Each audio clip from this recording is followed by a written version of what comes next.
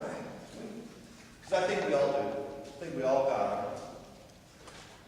What do you think, Karen? What's your image of Jesus? What does it look like? Well, just like the picture, the image was given to me with the photographs. Solomon, the painter Solomon, the flowing brown hair, and little, the beard. The beard, right? Barefoot, like. Barefoot. Kind of bald. Rachel? I picture him rough. Rough? Yeah. Dark hair, dark features, Dark tough hair. skin. Heather?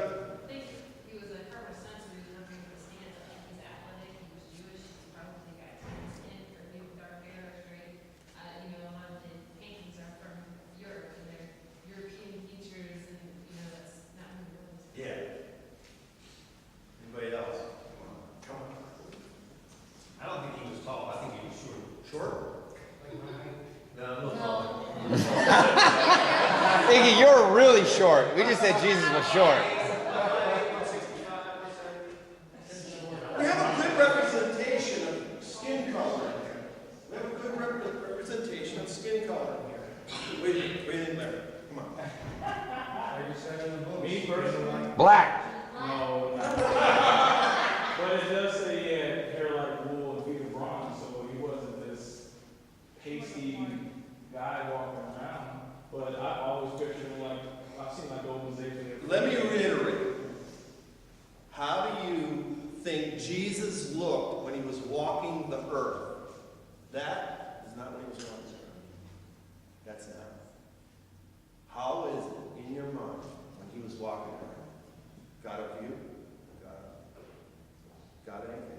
How'd you think when you walked the earth? When he walked the earth, I don't really like pictures. It's just the everyday guy. Everyday God. Anybody else? Dina. I was picturing him looking Middle Eastern, wearing the garb, wearing the robes that they still do nowadays. Middle Yeah, Eastern. blended. Well, God says he had a cloak. Cloak was without seam. It was expensive. That was cool. Cerise? Maybe it sounds weird, but when I image him, I kind of think of him almost looking like me. Like, not my face, not as a girl. I think of him still as, my skin color, probably maybe my hair color. I associate him more so with what, maybe what my father looked like. Or a relative. Cool. I was the Solomon painting for many, many years. Just that, the one where he's at the rock of Gethsemane, kneeling. That's Jesus. Had him in the house for years. Anybody else? Come on. Be God's sake. Jared. Well, he wasn't, he was native to those lands, so to me it was always, very dark features. I wouldn't say straight hair, but, a wave to it, I guess, to say. Very dark eyes, big bushy eyebrows. Bushy eyebrows. Unibrow? Kind of shady.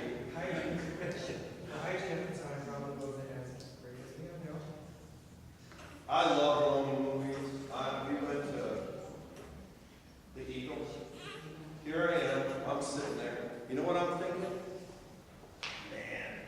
they didn't have deodorant. Or right.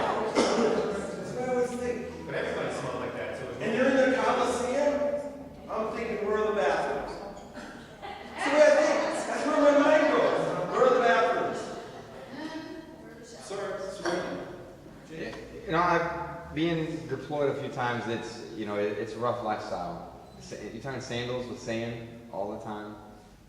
That's where washing the feet came. Yeah, and I look at the representation of what Jesus is, in the paintings and things like that is because we're perceived to beauty, and they doctor him up a lot so that way he's more likable, and that way when we look at him, it's more believable than you would have someone who maybe he didn't have any teeth, no toothbrush, calloused feet, rough hands, short, Not that short.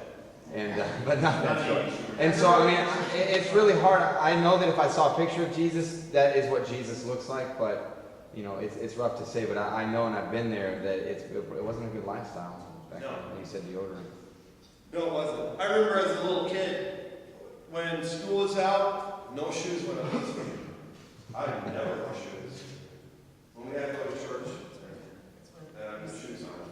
That's where they hurt. All summer long. And my mom was, get out there, wash your feet in the faucet before you come in this house. Because our feet were just filthy dirty. We went to cow pies and gushed that stuff between our toes. Gushed that stuff, that green. The warm stuff that I'm a boy. I climbed trees, I held every log. A lot of them maybe I should have been home with. That was me. I wanted you to tell me what you thought. Now, I'm going to read what Isaiah said he looked like in a prophecy. And it's not necessarily to do away with a lot of your images, because like hair and stuff, we don't get that nitty-gritty in this. But I think it's going to give you a better understanding of what the people were seeing. And I don't know about you, but sometimes I think that the people should have accepted him overwhelmingly because of being around him and what they saw. But when you read what Isaiah says, it makes me wonder, if Jesus was walking today, would I ignore him? Would I turn a blind eye to him? I don't know. I can say I follow him because I follow him now. But I'm about to read a description that the painters don't paint, and I think it's James that said it. They try and make him more appealing. I saw a lot of those Mediterranean, like Tina said, I've seen a lot of those Mediterranean paintings, and I think, oh, now there we're getting close. We're getting to be some close images of maybe how he was, because he was so good looking. But let's see what the Bible has to say. We're in Isaiah 53, and my Bible states it as the suffering servant. Who has believed our message? And to whom has the arm of the Lord been revealed? For he grew up before him like a tender shoot. And we're talking about the tribe of Jesse here. And like a root out of parched ground. He has no stately form or majesty. He's not buff, man. He's not tall, beautiful, that striking, majestic look. No. He had no stately form or majesty. None to be found whatsoever. That we should, he said, he has no stately form or majesty that we should look upon him, nor appearance that we should be attracted to him. So right there, it builds an image of not a good-looking guy. Nothing. I mean, nor was there. Kind of paints a picture of not even a smidgen. Goes on to say in verse 3, he was despised and forsaken of men. Despised and forsaken is vile, worthless, according to the Hebrew language of what we're reading in that verse. I looked it up. I wanted to know what are they saying. They're going deep here. This isn't just surface. This is deep. They're going like, you ever have somebody like give you not a compliment and they just like rail on you? This is what I feel when I read this first. It's like they are making a point here and they're driving it home, and it is not good. He was a man of sorrows and acquainted with grief. I looked that up because I wanted to know this is like not how Jesus is asking us to walk. And when it says the sorrows and acquainted with grief, they're talking about physical and mental pain. That he walked with a physical and mental pain. Now, you got to understand Jesus' purpose. Jesus knew where he was headed. You can go back when they found him in the temple and Mary and Joseph were all bent out of shape because they thought he was with the relatives and they were going to the caravan, going home, and finally, what was it? 3 days. Jesus is in the temple. They finally find him and say, hey, what are you worried about? Why would you think I'd be about my Father's business? Jesus knew where he was going. It wasn't just on the cross. He was bearing it all the way through. And I know when I do communion, sometimes I think in myself, just my humanness thinks, man, he knew what he was headed for in hours. And he was eating with his disciples. I couldn't eat. See, I'm not an eater. When I'm nervous and stuff like that, I can't eat. I pace. And I'm like, I look like a man on a mission, but I have no mission. I just got to move. I have to go somewhere. I have to keep moving. Once I'm, I can't. Then as soon as it's over with, and I find out everything's clear, power down. But Jesus had his supper with his disciples, and it was very, very intimate, knowing full well what was headed for him. It's crazy. It's just absolute the love that he had in obedience to the Father it's beyond my scope of thinking. It says in the second half of 3, and like one from whom men hide their face. I got to dwell on that a little bit. Think of somebody that you've seen that is deformed or just not right or something like that. It's like, you quickly find your eyes to go somewhere else. You're walking us. And it's like, anything to not make eye contact. Anything to, you stare. No.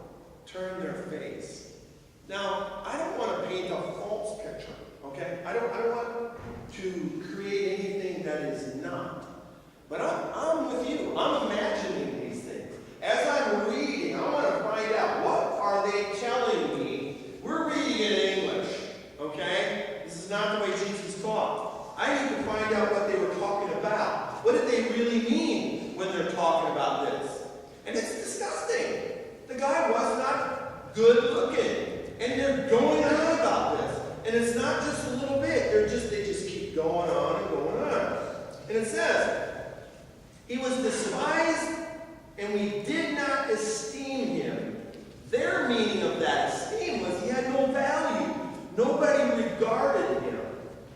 Now, I want to go back, or forward, however you want to look at it, into the New Testament. This is a prophecy. This is speaking of how it's going to be when Jesus walked the earth. Jesus spoke out to the people. The only reason you're following me today is I feed you. We do that on Saturdays. We feed the homeless. That's the only reason they come here. Many of them, that's the only reason.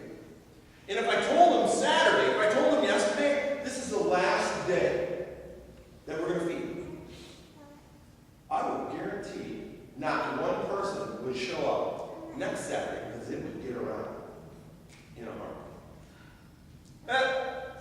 True freedom's not feeding anymore. No sense in going over there. Jesus had the same thing. The only reason they followed him around is he was feeding them. They got their fill. Some of them were following like the Pharisees and the Sadducees just to try and trip him up. They had no care what he was saying. They just wanted to trip him up, make him look bad, so that they could get on with their lives and not feel guilty anymore. So he had the same issues. Nobody valued him. The regard, lower or next to none. Verse 4, surely our griefs he himself bore,